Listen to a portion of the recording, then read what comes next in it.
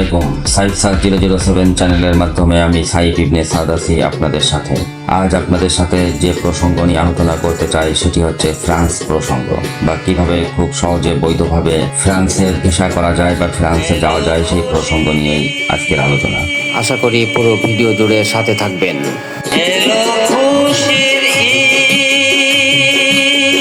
আগামীতে যে কোনো নতুন ভিডিও পেতে আর চ্যানেলটির সমস্ত ভিডিও নিয়মিত দেখতে সাইফ স্যার 007 চ্যানেলটিকে সাবস্ক্রাইব করে রাখুন।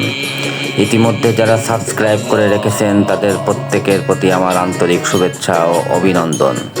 চ্যানেলের ভিডিওগুলো ভালো লাগলে ভিডিওটিতে একটি লাইক দিন, ভিডিওটি শেয়ার করুন আর কমেন্টস সেকশনে আপনার মূল্যবান মতামত, পরামর্শ, আবেগ, অনুভূতি লিখতে ভুলবেন না। হাজারো বাঙালির স্বপ্ন ইউরোপের দেশ ফ্রান্স, আর এই ফ্রান্সের ভিসা প্রসঙ্গেই করব আজকের আলোচনা। চলুন ভিডিও দেখার সাথে সাথে আলোচনা শুনতে থাকুন।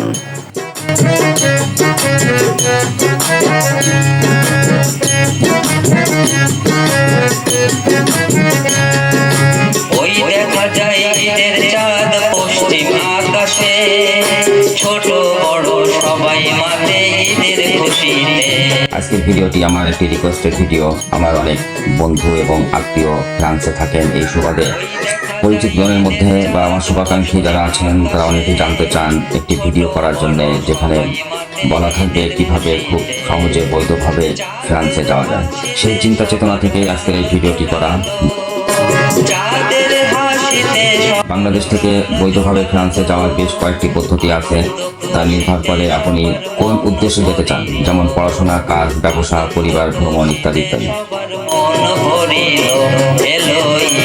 আমি আমার বন্ধু এবং আত্মীয় যারা ফ্রান্সে আছেন তাদের সাথে আলোচনার মাধ্যমে জানতে পেরেছি মূলত 7টি উপায়ে বাংলাদেশ থেকে বৈধভাবে ফ্রান্সে যাওয়া যায়।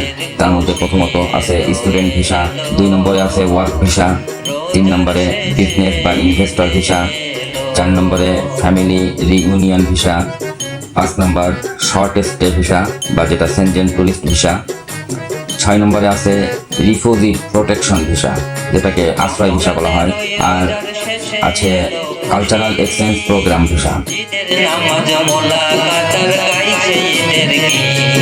মূলত এই 7টি বৈধ উপায়ের মাধ্যমেই বাংলাদেশ থেকে খুব সহজে শান্তিপূর্ণভাবে ফ্রান্সে যাওয়া যায়। যদি প্রত্যেকটা ক্ষেত্রে যে শর্তগুলো আছে, যে শর্তগুলো যদি আপনি ঠিকভাবে যদি পূরণ করতে পারেন, তাহলে আপনার ফ্রান্সের ভিসা হওয়া সম্ভব। যেমন স্টুডেন্ট ভিসার ক্ষেত্রে এটা সবথেকে জনপ্রিয় এবং বাস্তবসম্মত উপায়। এটার শর্তের মধ্যে আছে ফ্রান্সের কোনো স্বীকৃত বিশ্ববিদ্যালয় বা ইনস্টিটিউট থেকে অ্যাডমিশন লেটার নেওয়া। ফরাসি ভাষা জানা থাকলে ভালো, তবে ইংরেজি মিডিয়াম কোর্সেও আপনি ভর্তি হতে পারবেন। আর্থিক সক্ষমতার প্রমাণ থাকতে হবে।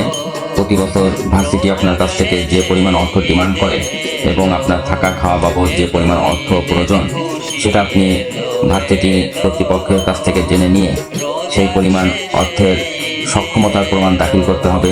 ক্যাম্পাস ফ্রান্স বাংলাদেশ অফিসের মাধ্যমে আবেদন করতে হবে। এই ভিসার ধরনটা হয় long stay visa for student, permit visa, work visa যেটা এমপ্লয়মেন্ট ভিসা বা ওয়ার্ক ভিসা। এটা তুলনামূলক একটু কঠিন কিন্তু সম্ভব। এটার শর্তের মধ্যে আছে ফ্রান্সের কোনো কোম্পানি থেকে জব অফার ও ওয়ার্ক কন্ট্রাক্ট থাকতে হবে, আর ফ্রান্সের যে নিয়োগকর্তা আছেন ওনার কাছ থেকে যে কাগজটা আনতে হবে সেটা হচ্ছে ফরাসি লেটার অথরিটি অনুমতি দেবে, এই অনুমতিপত্র থাকতে হবে। এরপর আপনি ফ্রান্স দূতাবাসে এমপ্লয়মেন্ট ভিসা আবেদন করবেন। ফ্রান্সের চাহিদা সম্পন্ন পেশাগুলোর মধ্যে আছে IT, chef, construction, health care, mechanical, hotel industry ইত্যাদি।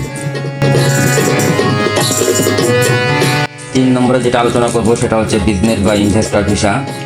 যারা ব্যবসা করতে চান বা বিনিয়োগ করতে চান তাদের জন্য মূলত এই ভিসাটা দেওয়া হয়।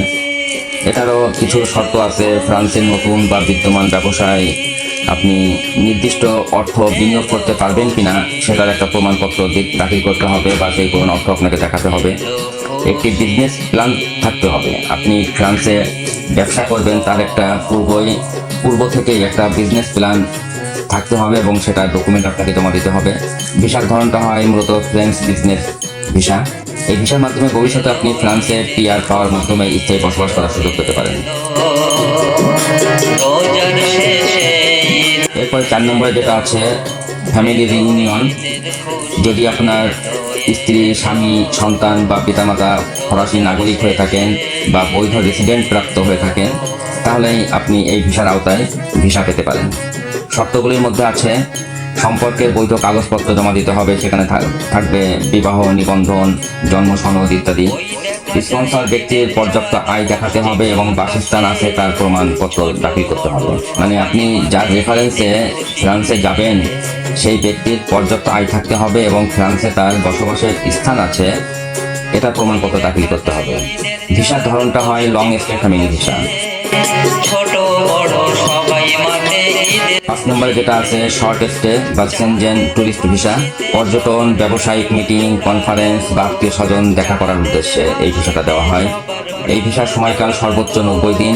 ভিসার ধরন সেনজেন সি টাইপ ভিসা, তবে এটি স্থায়ীভাবে ফ্রান্সে থাকার অনুমতি দেয় না। খুশিতে সবার মন ভরে 6 নম্বরে যেটা আছে সেটা আশ্রয় ভিসা বা হিউম্যানিটারিয়ান। এটাকে রিফিউজি প্রোটেকশন ভিসা বলা হয়ে থাকে। শুধুমাত্র যদি প্রমাণিতভাবে রাজনৈতিক, ধর্মীয় বা জীবনহানিকর আশঙ্কা থাকে, যদি আপনি এই সমস্ত প্রসঙ্গে আপনার যথাযথ কাগজপত্র এবং প্রমাণ দাখিল করতে পারেন বা জমা দিতে পারেন, তবে আপনি এই ভিসার আওতায় ভিসা পেতে পারেন। তবে এটি খুব কঠিন এবং সংবেদনশীল প্রক্রিয়া এবং অবৈধ পথে গেলে আইনগত জটিলতা হতে পারে। এই পথ সাধারণভাবে সুপারিশযোগ্য নয়। রমজানের ওই এরপরে থাকবে 7 নম্বরে কালচারাল এক্সচেঞ্জ প্রোগ্রাম। 18 থেকে 30 বছরের মধ্যে যে সমস্ত তরুণ তরুণীরা আছেন যারা ফরাসি পরিবার থেকে ভাষা ও সংস্কৃতি শিখতে চান, ওনারাই মূলত এই ভিসার আওতায় ভিসা পেতে পারেন। বয়সের শর্ত এটা হচ্ছে 18 থেকে 30 বছর। ফরাসি ভাষার বেসিক জ্ঞান আপনার থাকতে হবে এবং হোস্ট পরিবারের আমন্ত্রণপত্র থাকতে হবে। সময়কাল সাধারণত 1 বছর। সুবাস ছড়ালো ঘরে ঘরে ফিরনি পোলাও সুবাস সংক্ষেপে সবচেয়ে বাস্তবসম্মত এবং জনপ্রিয় পথ হচ্ছে 3টি। 1 student visa, 2 skilled worker visa, 3 family reunion visa. এই 3টি উপায়ের মাধ্যমেই মূলত বাংলাদেশ থেকে সবসময় ফ্রান্সে মানুষ যেয়ে থাকেন এবং ভিসা পেতে সহজ হয়ে থাকে। এলো এলো ঈদের খুশি এলো এলো ফ্রান্স ভিসা প্রক্রিয়া বাংলাদেশ থেকে আবেদন করা হয় VFS গ্লোবাল ফ্রান্স ঢাকা অফিসের মাধ্যমে সমস্ত প্রক্রিয়া বা কার্যক্রম সম্পন্ন করা হয়। ভিসা প্রক্রিয়া সাধারণত 15 থেকে 45 দিনের ভিতরে সম্পন্ন হয়ে থাকে। আর প্রয়োজনীয় কাগজপত্র যেটা সমস্ত ভিসার ক্ষেত্রেই কমন যে পেপারগুলো থাকবে সেটার মধ্যে আপনাকে আপনার বৈধ পাসপোর্ট থাকতে হবে, ভিসা ফর্ম লাগবে, ছবি লাগবে, আমন্ত্রণপত্র বা অ্যাডমিশন লেটার বা জব অফার, ব্যাংক স্টেটমেন্ট দরকার, মেডিকেল ইন্স্যুরেন্স, ফ্লাইট ও বাস স্থান বুকিং। এখন বাংলাদেশ থেকে এই বৈধ উপায় ব্যতীত কেউই কখনোই কোনো ব্যক্তি বা প্রতিষ্ঠানের অতিরঞ্জিত কথায় অতি উৎসাহিত হয়ে আপনার অর্থ সম্পদ এবং জীবন সম্পদকে কোনো রকমই ধ্বংসের মুখে ঠেলে দিবেন না। যদি আপনি ফ্রান্সে যাওয়ার জন্য বৈধ ব্যক্তি হয়ে থাকেন বা যে 7টি উপায়ের কথা বলেছি সেই 7টি উপায়ের যে কোনো একটি আপনার চাহিদার সাথে বা আপনার জীবনের সাথে মিলে যায় বা আপনি ভিসা পাবেন, সেই উপায়গুলোর মধ্যে যদি 7টি উপায় যে কোনো একটি উপায় আপনি মিল দেখাতে পারেন বা সেই সাপেক্ষে যদি আপনি যথাযথ কাগজপত্র দাখিল করতে পারেন, তাহলেই মূলত আপনি ভিসাটা পেতে পারেন।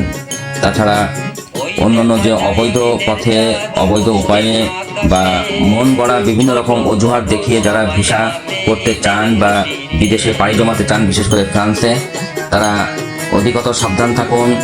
কোনোভাবেই কোনো প্রক্রিয়ায় অবৈধভাবে ফ্রান্সে যাওয়ার চেষ্টা করবেন না। এতে আপনার অর্থ সম্পদ এবং জীবন সম্পদ ধ্বংসের মুখে পতিত হবে। সকলে সুস্থ থাকুন, নিরাপদে থাকুন এবং নিজের সম্পদ, জীবন ও পরিবারকে নিরাপদে রাখুন।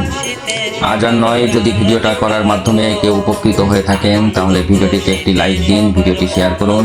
ভিডিওর কমেন্ট সেকশনে আপনার অভিজ্ঞতা, মতামত, পরামর্শ, আবেগ, অনুভূতি লিখতে ভুলবেন না। সেই সাথে 57007 চ্যানেলটিকে সাবস্ক্রাইব করে রাখুন আগামীতে নিত্য নতুন ভিডিও পাওয়ার জন্য। আজ আর নয়, আগামীতে অন্য কোনো দেশের ভিসা প্রসঙ্গ নিয়ে বা অন্য কোনো ভিডিওর মাধ্যমে দেখা ও কথা হবে আপনাদের সাথে। সেই পর্যন্ত সকলে সুস্থ থাকুন, ভালো থাকুন। আল্লাহ হাফেজ। আসসালামু আলাইকুম।